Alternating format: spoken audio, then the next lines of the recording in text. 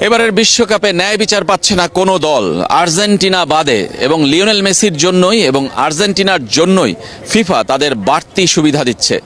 আপনি কি একমত এই কথায়?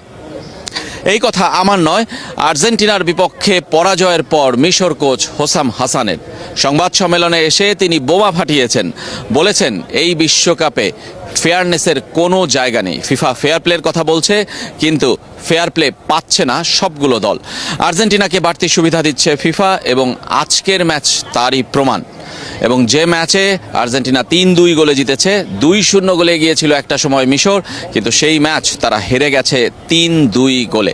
রেফারির দিকে আঙুল তুলেছেন তিনি, ফরাসি রেফারি ফ্রান্সিয়ে লেক্সটার। তিনি কিন্তু আসলে কেমন করছেন সেটাই কিন্তু আসলে প্রশ্ন তুলেছেন।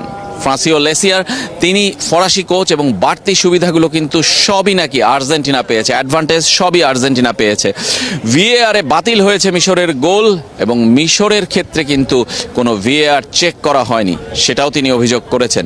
এবং এই সব অভিযোগ করে তিনি আসলে ফিফার বিরুদ্ধেই সব প্রশ্ন তুলেছেন এবং বলেছেন যে শাস্তি আসবে তিনি সেই শাস্তির জন্য প্রস্তুত, কিন্তু তারপরও সত্য কথা তিনি বলতে চান।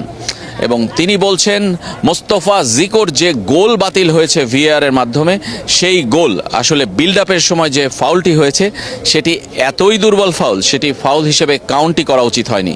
এবং সেই ফাউল যদি হতে পারে তাহলে মিশর নাকি আরও একটি ফাউল পেত, পেনাল্টি পেত, এবং পেনাল্টি যেটি আর্জেন্টিনা পেয়েছে সেটিও নাকি হতো না। এই সব অভিযোগ তার। এবং মোস্তফা জিকোও কিন্তু আসলে বোমা ফাটিয়েছেন। ম্যাচ শেষে তিনি রেফারিং নিয়ে প্রশ্ন তুলেছেন এবং সব মিলে বলতে পারি যে এক ধরনের মুখোমুখি অবস্থা ফিফা এবং দলগুলোর। এবং হোসাম হাসান যিনি মিশরের কোচ, তিনি এই কয়দিন ফিলিস্তিন ইস্যুতে নানা ধরনের আলোচনায় ছিলেন, বক্তব্য দিয়ে কর্মকাণ্ড করে পতাকা নিয়ে মাঠে নেমে, কিন্তু সেই হোসাম হাসান এবার মিশরের পক্ষে, মিশরের মানুষের জন্য তিনি আসলে এই প্রশ্নগুলো রেখে গেছেন এবং বলেছেন দেশে ফিরে বিশ্বকাপের কোনো ম্যাচ তিনি দেখবেন না এবং দেখার কোনো প্রশ্নই আসে না। কারণ যে বিশ্বকাপ শুধুমাত্র একটা দলকে সমর্থন দেয় কিংবা একটা দলকে বাড়তি সুবিধা দেয়, সেই বিশ্বকাপ দেখার কোনো মানে রাখে না। এবং তিনি এই প্রশ্নও রেখেছেন, যদি আর্জেন্টিনাকেই এগিয়ে নিতে হয়, আর্জেন্টিনাকে চ্যাম্পিয়ন করার জন্যই এত কিছু হয়ে থাকে, তাহলে বাকি দলগুলোকে আমন্ত্রণ জানানোর মানে কি, কারণ কি?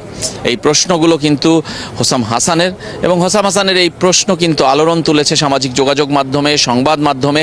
সবগুলো সংবাদ মাধ্যমে কিন্তু বড় করে শিরোনাম করছে এবং করেছে। একটা কথা বলতে পারি যে আসলে আজকের ম্যাচে সব সময় কি আসলে বাড়তি অ্যাডভান্টেজ পেয়েছে আর্জেন্টিনা কিংবা আগের ম্যাচগুলোতে?